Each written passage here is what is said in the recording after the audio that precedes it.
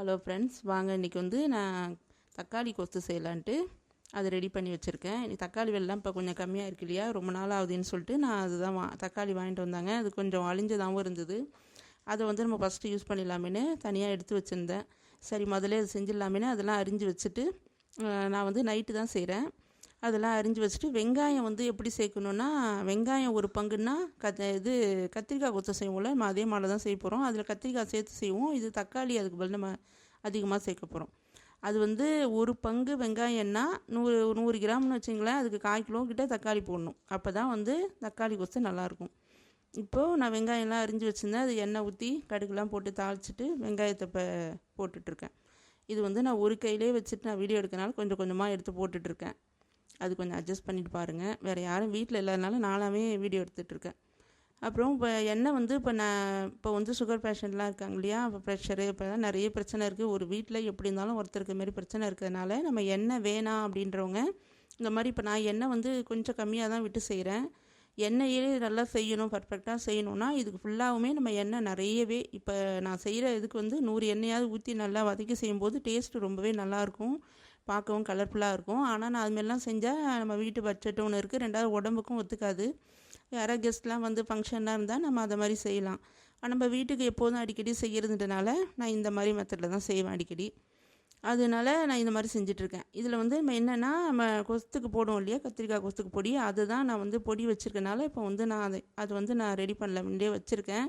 நான் எப்போவுமே கத்திரிக்காய் கொத்து செய்வேன் வீட்டில் அடிக்கடி, அதனால் செஞ்சு வச்சுருக்க பொடி யூஸ் பண்ணிக்கலான்ட்டு அதை வச்சுருக்கேன். அப்புறம் இது வந்து இப்போ நான் காட்டுற தட்டில் என்ன இருக்குன்னா, தக்காளி சாறு.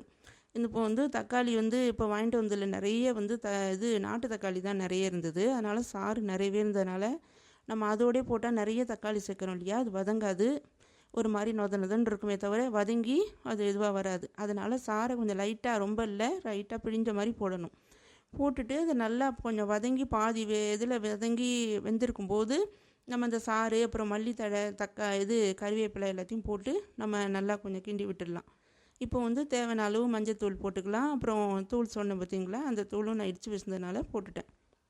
இதுக்கு வந்து என்ன போடணுன்னா, காஞ்ச மிளகாவும் மல்லித்தூளும் போடணும்.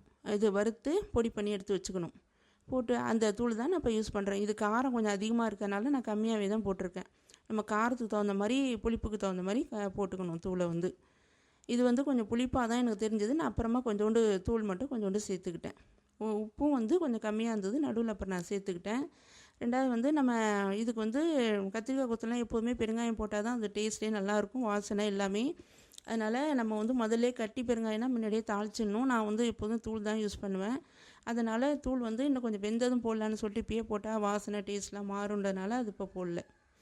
நீங்கள் வந்து கட்டி பெருங்காயம்னா முன்னாடியே கொஞ்சோண்டு போட்டு தேவையான அளவுக்கு தாளித்து விட்டுக்கணும், அப்போ தான் நல்லாயிருக்கும்.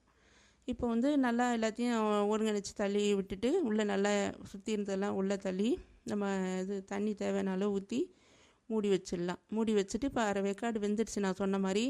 இப்போ வந்து பெருங்காயத்தூள் நான் சேர்த்துக்கிறேன். ரொம்ப வேணாம், கத்திரிக்காய் கொஸ்து கொஞ்சம் கூட போடலாம், ஆனால் தக்காளி கொஸ்துக்கு அந்த அளவு இழுக்காது. அதனால் நம்ம வந்து கம்மியாக போட்டாலே போதும். இப்போ எல்லாமே சரியாக இருந்ததுனால நான் திரும்ப வந்து மூடி வச்சுட்டேன். இன்னும் கொஞ்சம் நாள் நல்லா கொதிக்கணும், சிம்மில் வச்சு கொதிக்க விடலாம். இப்போ நல்லா வெந்துடுச்சு. இப்போ இன்னொரு விஷயம் நம்ம என்ன செய்யணும்னா, நம்ம மண் சட்டில் செய்கிறோம் இல்லையா, இதை வந்து நம்ம கீழே வந்து வைக்கக்கூடாது. யூஸ் பண்ணும்போதே நம்ம கலவுடன்னு சொல்லிட்டு இதெல்லாம் வச்சு யூஸ் பண்ணுவோம். இப்போ எல்லோரும் வீட்டில் இருக்கான்னு தெரியல.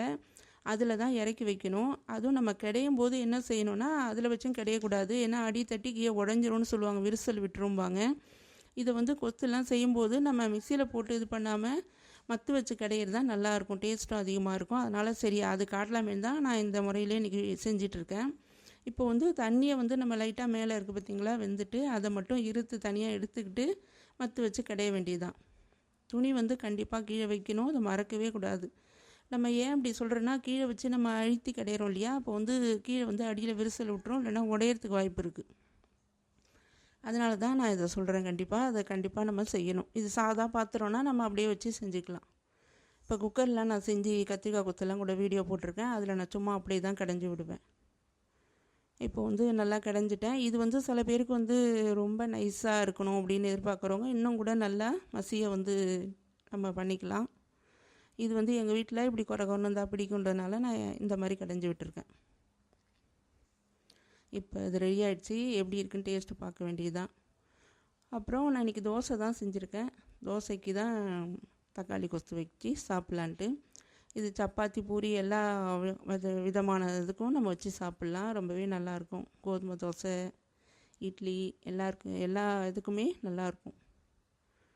இது அடிக்கடி செய்யவும் செய்யலாம். நம்ம தக்காளி விலை கம்மியாக இருக்கும்போது அடிக்கடி பண்ணலாம். பாய் ஃப்ரெண்ட்ஸ், இன்னொரு வீடியோவில் பார்ப்போம்.